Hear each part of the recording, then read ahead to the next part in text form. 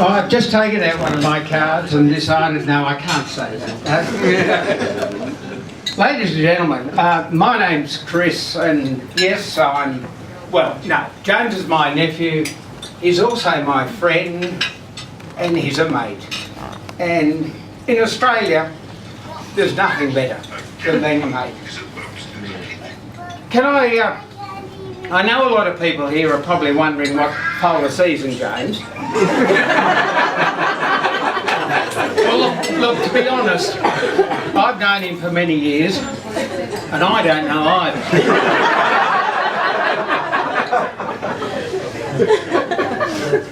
It's like one of those mysteries of life, you know. Why do men have nipples? Why do women go to toilets in pairs?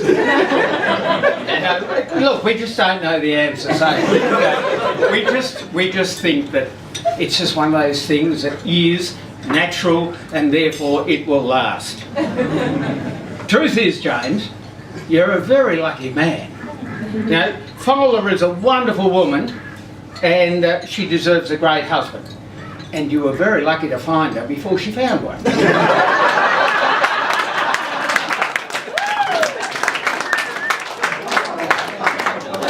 So anyway, here I am. I'm here today to I guess, address the gathering and work out something about James. So I'm trying to work out where to go to from here. Well, firstly, I just have to say, what can you say about a man who some decades was ever so humble and risen to great heights in his profession through hard work, a lot of hard work, and grit and determination and willpower, and now in a position, or got into a position, where many people thought he's the best that there is ever in that profession. Well, that's enough about me. Let's talk about James. Well, to a certain extent anyway. I mean, we want to make it interesting, so we'll talk about some others if we can work out something to say. Now James said to me, he sent me a message actually, and he said, look, Chris, Doc, your speech has to be 30 minutes maximum. And I went, oh, James, give me a break. A life like yours needs to be explained. And I just couldn't get through to him. And he sent me this message saying, these are the things you are not to talk about, you are not to mention. So I can't mention him. He's a mate. I'm not going to mention him. I was going to tell you a story about what happened at the airport when we arrived. Well, maybe. No, I won't tell you. There was a DVD, the previous life of James, and Customs found it. and Customs, I said to them, look, it's just a video. And they took it off and they came back and they said, didn't you see the sign in when you first come into the airport? And I said, what sign? They said, UK borders. I said, yeah, I saw that, UK borders. They said, well, we haven't finished the sentence. It's UK borders on the insane. And bringing in videos like that will just create insanity. So that has cut the speech below 30 minutes. So you'll be very pleased about that. In fact, I found out they don't even provide me with a video conferencing facility. So that's all right. Now, where am I up to now? I have no idea. Actually, I then had a quiet talk to James's mum, my sister. We come to London to see each other. We live 200 kilometres away from each other. We haven't seen each other in about 10 years. We arrived in London. Geez, it's good to see you. But let me tell you a little story. In Tasmania, there is a Mason-Dixon line. It's not based on race, it's just based on beer. In the north of the state, which my Jennifer lives in, Bogues is the beer, and in the south of the state's Cascade, and never the twain shall meet. We don't like each other if you're in the north or the south, and it's quite amazing. But anyway, I had a little talk with her, and anyway, she said to me that the day that changed her life was the 30th of April 1969. She actually won the pools. No, that's not true. It's the day James was born, and yes, it did change her life. I mean, could you imagine nothing more, anything else that would change her life like that? Anyway, I decided I'd look up James's date on the internet and to see if anything else major or magnificent had occurred on the 30th of April 1969. And the answer is no. But I did note that the nurses at the maternity ward in St David's Hospital, Bangor, Wales, refer to the 30th of April 1969 as Woe Betide Wednesday. There was this little child born with long auburn hair. Actually, mother and his sister can't agree. One says strawberry blonde, the other says auburn, but it was long anyway. And everyone congratulated Mum on having such a lovely looking daughter. So, there you go. Now, I gather part of my job is to give you some insight into why James is the person he is, and some of the life experiences other than the Republic Bar and Kmart storeroom. Oh shit, I was... Oops. My French slips out every so often. I'm sorry about that. What is it that has contributed to his persona? Well, now during James's childhood, and I'm being serious just for a second, I thought I was being serious all the time, but anyway. During James's childhood, he did it very hard. His family did it very hard. They faced real financial difficulties. A single mum, not by choice because husband had left, bringing up 3 children was not an easy life, even in a prosperous country like Australia. Life was difficult for the family. But I must give due credit to Mum, Jennifer. She did a wonderful job in ensuring that despite living in near poverty at times, James and his sisters were brought up in a loving environment and one which always encouraged the best out of them.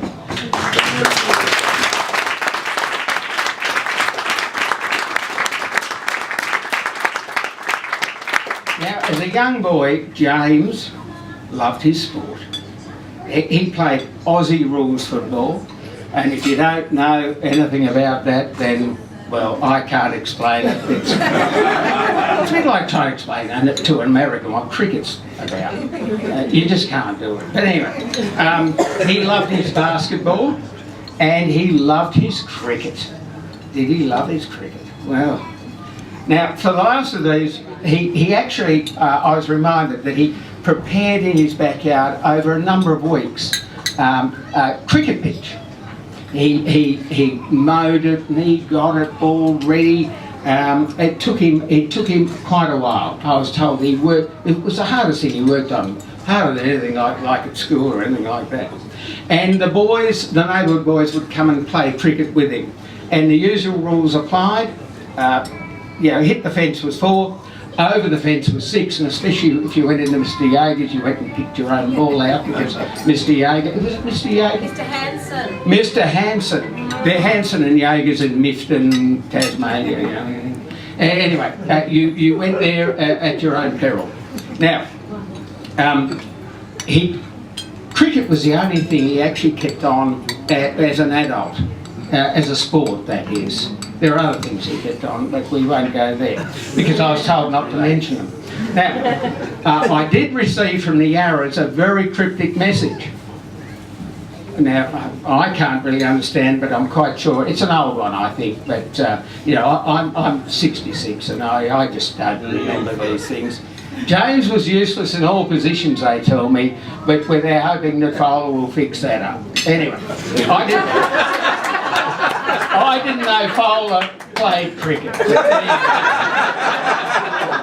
But he did tell me, James did tell me that come most weekends, he always liked to at least bowl one maiden over. Now, you know, I think he was talking cricket. Now, also one who was a schoolboy in Circular Head, which is on the, for those of you who don't know, Circular Head's on the far northwest coast of Tasmania. It's a lovely part of the world, God's own country, and I spent a fair bit of my childhood there. He played in the Circular Head Municipal Brass Band. I don't know what he played, probably the fiddle, but and he also was a Boy Scout, but I gather he never got a uniform. He'd turn up, but they never gave him a uniform. And he also kept pigeons, and he built a coop for his pigeons. Now, you mightn't believe this, but for many years, James was vertically challenged. He was shorter than his younger sister, sorry. Thank you. Yeah, sorry.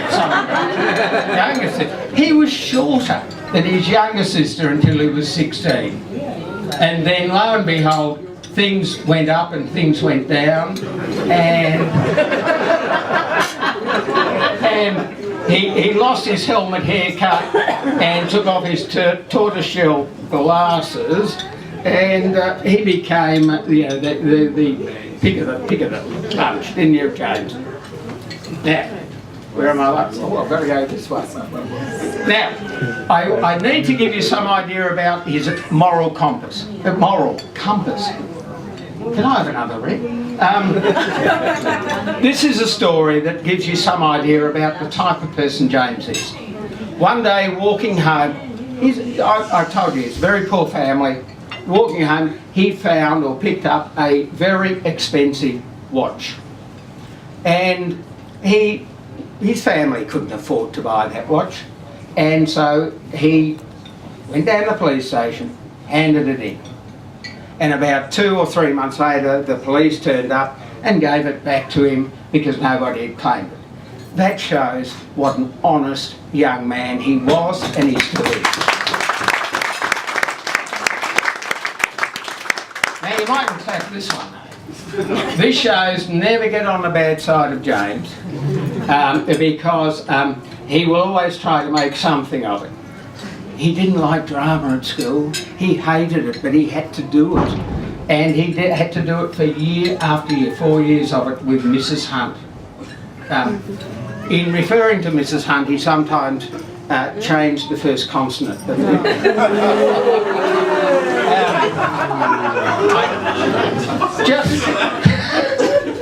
Your sister remembers it even if you don't. Now, having gained a place at university, having gained that place and doing it really well, James unfortunately decided that the Kmart was, and for those of you who are from the United States, you probably know Kmart. We have it. Do you have it in Britain? No. Well, it's a sort of a big department store. James went and worked for Kmart and dropped out of university. A decade later, James realised he could and he should do better. And James put himself back through university at Tasmania and did an IT course in 3 years and did it brilliantly. But he didn't work really at it, but he did it brilliantly. And the rest since then is history. It is really from history. It's an area in which he absolutely excels. He's shown himself, changing the subject, to be a loyal, loving and grateful son to his mum. He's shown himself to be a good mate and a friend. We're all proud of what James has achieved and what he has become. And however, James, as your uncle and the patriarch of the family, I only worked that out last night at about 5 o'clock in the morning. I thought I'd better give you some advice about. I heard the vicar today give you some words of wisdom, and I thought, well, I think I can add to those. And so here goes. For a man who's been 66 years and your uncle, here's a bit of advice. Here are 7 basic rules you should live by, right? Number 1. You should forget all your mistakes. There's no use in 2 people remembering them.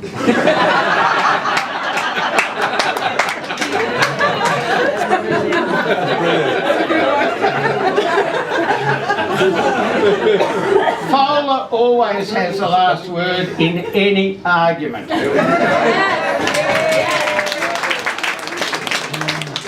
Anything you say after that is the beginning of a new argument.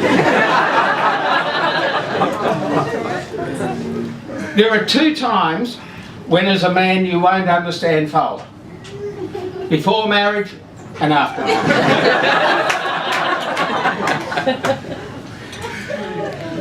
Rule number 4 is Fola is always right. Rule number 5, just in case she's not, refer back to rule number 4.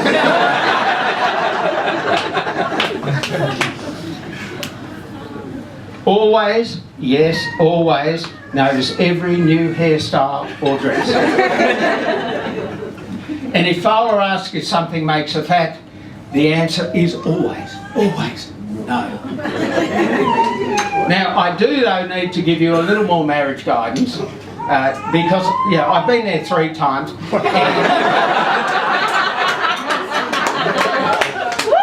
And I'm now enjoying married bliss with Gorgeous. So you're not the only one on the promise tonight.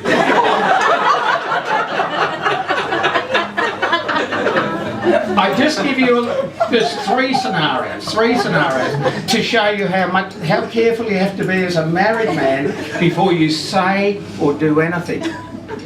A wife was hinting that she wanted for her upcoming anniversary something that went from 0 to 150 in 6.4 seconds. Husband bought her a set of bathroom scales. Then the argument started.